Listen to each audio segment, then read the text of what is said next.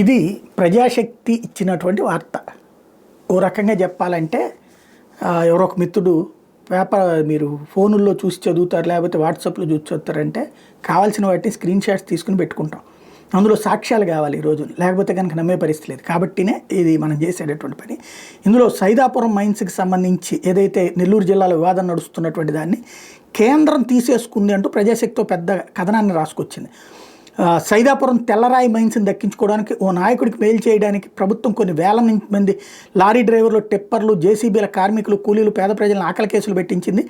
కూటమి ప్రభుత్వం అధికారంలోకి వచ్చిన 9 నెలల్లో ఏదో సాకులు చెప్తూ కాలం గడిపేసింది. కోట్ల రూపాయల వ్యాపారాలు నిలిచిపోయినాయి. గత ప్రభుత్వంలో మైనింగ్ అవినీతి అక్రమాలు జరిగాయని తెలుస్తోంది. అప్పులు సరిచేసి మైనింగ్ లీజులు తప్పులు సరిచేసి మైనింగ్ లీజులు ఇవ్వాల్సిన ప్రభుత్వం ఇప్పటివరకు కాలయాపన చేసింది. అధికార పార్టీకి చెందిన ప్రజాప్రతినిధి వ్యాపారానికి సహకరించడానికి ఇంత ఆలస్యం చేసిందని విమర్శలు వస్తున్నాయి. ఇప్పటికే 4 సార్లు లీజుదారులతో ప్రత్యేక సమావేశం ఏర్పాటు చేసి సరుకు తమకే విక్రయించాలని డిమాండ్ చేశారని సమాచారం. దీనికి వాళ్ళు ససేమి రావడంతో అనుమతులు ఇవ్వలేదని తెలుస్తోంది. మంత్రులు, పార్టీ ముఖ్యులు కలిసి లీజుదారులు అలసిపోయారు. ఈ రంగాన్ని నమ్ముకుని ఎన్నో ఏళ్లుగా జీవనం సాగిస్తున్న సుమారు 10,000 మంది కార్మికులు చెట్టుకొక్కలు పుట్టకొక్కలుగా మిగిలిపోయారు. ఇప్పుడు కేంద్ర ప్రభుత్వం చేతులు ఎత్తేసింది. అధికార పార్టీలోకి ఓ నాయకుడు ప్రభావం కోసం మా బతుకులు నాశనం చేశారని ఆగ్రహం కూడా వ్యక్తం చేస్తున్నారు అంటూ సైదాపురం తెల్లరాయి మైన్స్ ప్రపంచంకి మంచి గుర్తింపు ఉంది. వైసీపీ ప్రభుత్వం దీనికి మంచి గిరాకీ రావడంతో అప్పట్లో ఆ పార్టీ మంత్రులు, ఎమ్మెల్యేలు, నేతలు అందిన వరకు దోచుకు తిన్నారు. ప్రభుత్వ అనుమతి లేకుండా అడ్డదారిలో కోట్లు కొలగొట్టారు. ఈ విషయంలో అప్పట్లోని సీఎం కార్యాలయం జోక్యం చేసుకోవాల్సిన పరిస్థితి వచ్చింది. కూటమి ప్రభుత్వం వచ్చిన తర్వాత మీ బాధలు తీరుతాయని స్వయంగా నారా లోకేష్ హామీ ఇచ్చారు. ప్రభుత్వం మారిన తర్వాత సైదాపురం ప్రాంతంలో తెల్లరాయి మైనింగ్ యజమానులు సంబరాలు చేసుకున్నారు. తమ బాధలు తీరుతాయని ఇంకా అంతా సంతోషమైన ఆనందపడ్డారు.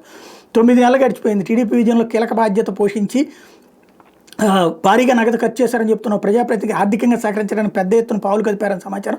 తనకు మైనింగ్కి ఎలాంటి సంబంధం లేదంటూనే వెనక నుంచి చక్రం తిప్పారని ప్రచారం సాగుతుంది. ఈ ప్రాంతంలో ఫ్యాక్టరీ ఏర్పాటు కోసం మరోవైపు మైనింగ్ లీజుదారు నుంచి తక్కువ ధరకు కొనుగోలు చేసి చైనాతో వ్యాపారం చేయడానికి ప్రయత్నాలు జరిగినట్టు తెలుస్తుంది.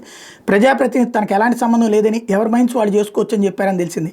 మునుగోలు వద్ద షెడ్లు నిర్మించారు. ఇదే క్రమంలో చెల్లకూరు A5 హోటల్లో 4 సార్లు మైనింగ్ లీజుదారులతో గొనుపల్లికి చెందినట్టు వ్యక్తి, నెల్లూరుకు చెందిన మరో నాయకులు బేరసారాలు జరిపినట్టు తెలిసింది.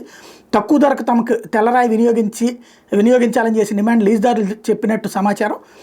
వినియోగించాలని చెప్పిన డిమాండ్ను లీజుదారులు వ్యతిరేకించినట్టు సమాచారం. ఈ వ్యవహారం తేలకపోవడంతో ప్రభుత్వం మైనింగ్ లీజు విషయంలో ఎలాంటి నిర్ణయం తీసుకోలేదు. సైదాపురం, గూడూరు, పొదలకూరు ప్రాంతాల్లో 170 మైన్స్ ఉన్నాయి. ఇందులో 130 మైన్స్ అన్ని అనుమతులు ఉండగా 40 మైన్స్ మాత్రం అటు ఇటుగా చేసుకుంటుంది.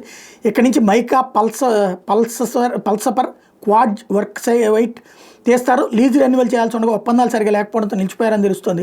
9 నెలల నుంచి మంత్రి కొల్లు రవీంద్ర, నారా లోకేష్తో పలు మార్పులు మైన్స్ లీజుదారులు కలిసిన ఒక్క అడుగు ముందుకు పడలేదు. ఒక్క నాయకుడు వ్యాపారం కోసం మా బతుకులు నాశనం చేశారంటే ఆగ్రహం వ్యక్తం చేస్తున్నారు. ఇక్కడ లారీ, టిప్పర్లు, జేసీబీ డ్రైవర్లు, రాయి బయటకు తీసే కార్మికులు, చిన్న వ్యాపారులు, ఫ్యాక్టరీలు, అందులో పనిచేసే కార్మికులు, వాళ్ళ మీద ఆధారపడిన కుటుంబాలు సుమారు 10,000 ఇప్పుడు వీధిని పడ్డారు. చేయడానికి పనులు లేక పస్తులు ఉండటంతో పాటు ఊళ్ళు వదిలి వెళ్ళిపోయారు. చెట్టుకొకరు పుట్టకొకరు ఏదో కూలి పని చేసుకుని కాలం వెళ్ళబుతున్నారు.